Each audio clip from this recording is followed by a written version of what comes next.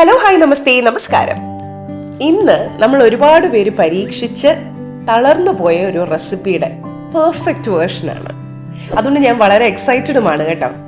ഈസിയായി വീട്ടിൽ തയ്യാറാക്കാവുന്ന വളരെ സോഫ്റ്റും ഫ്ലഫിയും ഒക്കെ ആയിട്ടുള്ള കണ്ടൻസ്ഡ് മിൽക്ക് ഉപയോഗിച്ചുകൊണ്ട് തയ്യാറാക്കാവുന്ന ഒരു steamed condensed milk cake.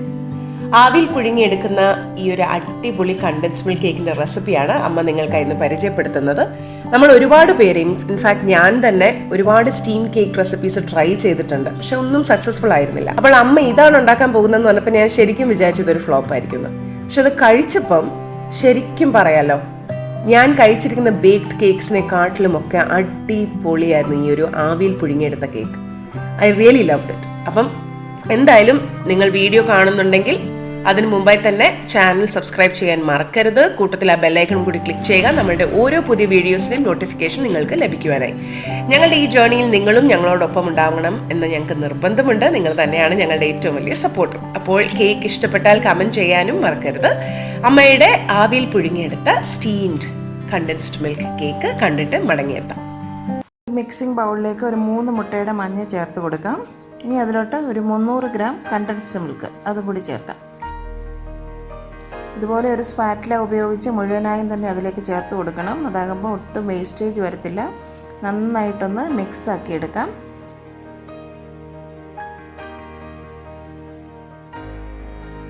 Vanilla essence 1 teaspoon അതും കൂടി ചേർത്ത് കൊടുക്കാം. ഈ വാനില എസൻസിന് പകരം കാർഡമം എസൻസ് കിട്ടുകയാണെങ്കിൽ അതാണ് ഏറ്റവും നല്ലത് കേട്ടോ. ഈ ഒരു കേക്കിന് ഏലക്കായുടെ എസൻസ് മേടിക്കാൻ നമുക്ക് കിട്ടും ഷോപ്പിൽ. അത് ചേർത്താണ് ഞാൻ എപ്പോഴും തയ്യാറാക്കാറുള്ളത്. കാർഡമം എസൻസ് ചേർക്കുമ്പോൾ ഈ കേക്കിന് കുറച്ചും കൂടെ നല്ലൊരു ഫ്ലേവറാണ്. ഇപ്പോൾ എൻ്റെ കയ്യിൽ അതില്ലാത്തത് കൊണ്ട് ഞാൻ വാനില എസൻസ് ആണ് ചേർക്കുന്നത്. ഇനി അതിലോട്ട് റൂം ടെമ്പറേച്ചറിലുള്ള ഒരു 50 ഗ്രാം ബട്ടർ അതും കൂടി ചേർത്ത് കൊടുക്കാം. നന്നായിട്ട് മിക്സാക്കി എടുക്കാം.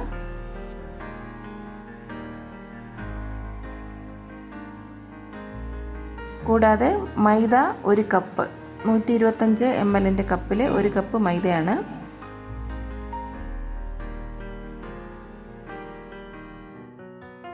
കൂടാതെ ഒരു 3 ടേബിൾ സ്പൂൺ കോൺഫ്ലോർ കൂടി ചേർക്കാം. ഞാനിവിടെ ഇപ്പോൾ സോൾട്ടഡ് ബട്ടറാണ് ഉപയോഗിച്ചിരിക്കുന്നത്, അതുകൊണ്ട് എക്സ്ട്രാ സോൾട്ടൊന്നും ആഡ് ചെയ്യുന്നില്ല. അൺസോൾട്ടഡ് ബട്ടറാണ് നിങ്ങൾ യൂസ് ചെയ്യുന്നതെങ്കിൽ ഇതിലേക്ക് ഒരു 1/4 ടീസ്പൂൺ ഉപ്പും കൂടി ചേർത്ത് കൊടുക്കണം. കൂടാതെ ഒരു 1/4 ടീസ്പൂൺ ബേക്കിംഗ് പൗഡർ കൂടി ചേർത്ത് കൊടുക്കാം. ഇനി വീണ്ടും എല്ലാം കൂടി നന്നായിട്ടൊന്ന് ഫോൾഡ് ചെയ്തെടുക്കാം. ഒരേ ഡയറക്ഷനിൽ തന്നെ ഫോൾഡ് ചെയ്തെടുക്കാനായിട്ട് ശ്രദ്ധിക്കണം.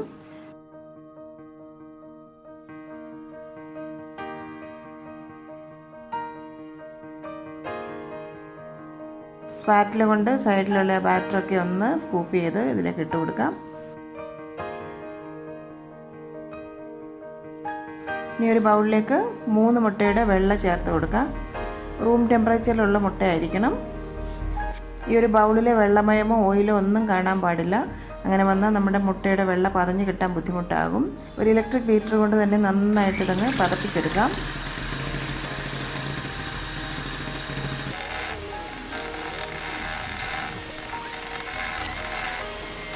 കണ്ടില്ലേ, നല്ല സ്റ്റിഫായിട്ട് തന്നെ പതഞ്ഞ് വന്നിട്ടുണ്ട്. ഈ പതപ്പിച്ചെടുത്ത മുട്ടയുടെ വെള്ള കുറേശ്ശെയായിട്ട് നമുക്ക് ഈ ബൗളിലേക്ക് ചേർത്ത് കൊടുക്കാം. അതിനുശേഷം വളരെ ലൈറ്റായിട്ട് തന്നെ അതൊന്ന് ഫോൾഡ് ചെയ്തെടുക്കാം.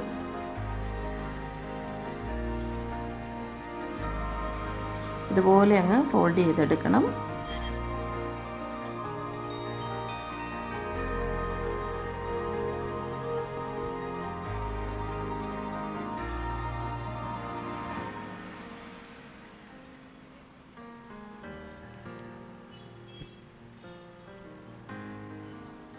ഇനി കേക്ക് തയ്യാറാക്കാനായിട്ട് ഇതുപോലെ ഒരു കേക്ക് ടിന്നിൻ്റെ ബേസിൽ ഒരു ഫോയിൽ പേപ്പർ കട്ട് ചെയ്തിട്ടിട്ടുണ്ട്. ബട്ടർ ഒന്ന് ഗ്രീസ് ചെയ്ത് കൊടുത്തിട്ടുണ്ട്. അതിലേക്ക് നമ്മുടെ ഈ ബാറ്റർ ഒഴിച്ചു കൊടുക്കാം. ഒരു 1/4 ഭാഗം വരെ ചേർത്താൽ മതിയാകും. ഒന്നങ്ങ് ടാപ്പ് ചെയ്തെടുക്കാം, എയർ ബബിൾസ് ഒക്കെ പോയി കിട്ടാനായിട്ട്. ഇനി വേറൊരു ഫോയിൽ പേപ്പർ കൊണ്ട് ഇതിൻ്റെ പുറം ഒന്ന് കവർ ചെയ്തെടുക്കണം. ഞാൻ 45 മിനിറ്റ് ഒന്ന് സ്റ്റീം ചെയ്തിട്ടാണ് എടുക്കുന്നത്. അപ്പോൾ സ്റ്റീം ചെയ്യുമ്പോൾ ഇതുപോലെ കവർ ചെയ്തില്ലെന്നുണ്ടെങ്കിൽ കേക്കിൻ്റെ പുറത്ത് ആവിയിലെ വെള്ളമൊക്കെ വീണിട്ട് കേക്ക് നനഞ്ഞു പോകാനുള്ള സാധ്യതയുണ്ട്. അപ്പോൾ എപ്പോഴും ഫോയിൽ പേപ്പർ കൊണ്ടൊന്ന് കവർ ചെയ്തെടുക്കാനായിട്ട് ശ്രദ്ധിക്കണം. ഇനി അതല്ലെങ്കിൽ അവനിൽ ബേക്ക് ചെയ്ത് വേണമെങ്കിൽ നിങ്ങൾക്കിതെടുക്കാം. 180 ഡിഗ്രി സെൻറ്റിഗ്രേഡിൽ ഒരു 35 മിനിറ്റ് ബേക്ക് ചെയ്തെടുത്താൽ മതിയാകും. എല്ലാവരുടെയും കയ്യിൽ അവനൊന്നും കാണണമെന്നില്ല, അതുകൊണ്ടാണ് ഞാൻ സ്റ്റീമിംഗ് മെത്തേഡ് കാണിക്കുന്നത്. ഇനി ഒരു പാത്രത്തിൽ കുറച്ച് വെള്ളം ഒന്ന് ഒഴിച്ച ശേഷം അതിലേക്ക് ഒരു ബേസ് ഇറക്കി വെച്ചിട്ടുണ്ട്.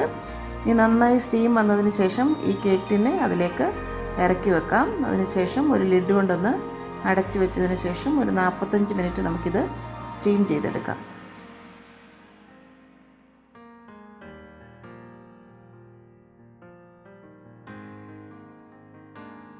45 മിനിറ്റ് കഴിഞ്ഞിട്ടുണ്ട്. നമ്മുടെ ടൂത്ത് പിക്ക് കൊണ്ട് ഒന്ന് കുത്തി നോക്കാം.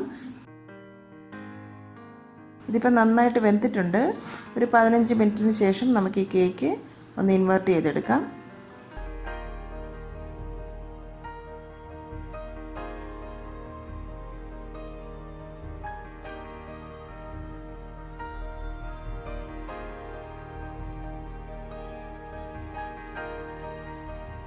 വളരെ സോഫ്റ്റ് ആയിട്ടുള്ളൊരു കേക്കാണിത് കേട്ടോ. നല്ല പഞ്ഞി പോലെയാണ് ഇരിക്കുന്നത്. കണ്ടില്ലേ? ഒരു പീസ് ഞാനൊന്ന് കട്ട് ചെയ്ത് കാണിക്കാം.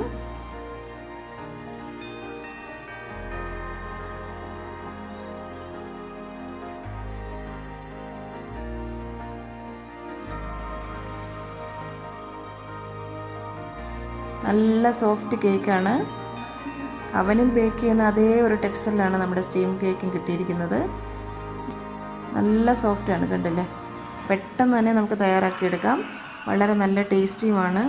ഞാൻ പറഞ്ഞതുപോലെ വാനില എസൻസിന് പകരം കാർഡമം എസൻസ് തന്നെ കിട്ടുകയാണെങ്കിൽ അത് ചേർത്ത് നിങ്ങൾ തയ്യാറാക്കി നോക്കുക. അപ്പോൾ നിങ്ങളിത് വീട്ടിൽ തീർച്ചയായിട്ടും തയ്യാറാക്കി നോക്കുമെന്ന് വിശ്വസിക്കുന്നു. നിങ്ങളുടെ ഫീഡ്ബാക്കൊക്കെ കമൻറ്റ് സെക്ഷനിൽ കൂടി ഉറപ്പായി ഞങ്ങളെ അറിയിക്കണം.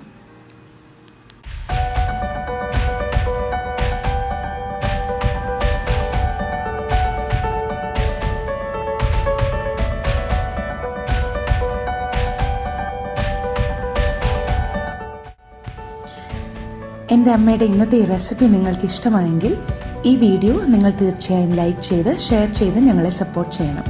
ഒപ്പം തന്നെ കറി വിത്ത് അമ്മ സബ്സ്ക്രൈബ് ചെയ്യാനും ബെൽ ഐക്കൺ ക്ലിക്ക് ചെയ്യാനും മറക്കരുത്. പെട്ടെന്ന് തന്നെ ഞാനും അമ്മയും മറ്റൊരു റെസിപ്പിയുമായി എത്തും. അതുവരേക്കും നന്ദി. Good bye.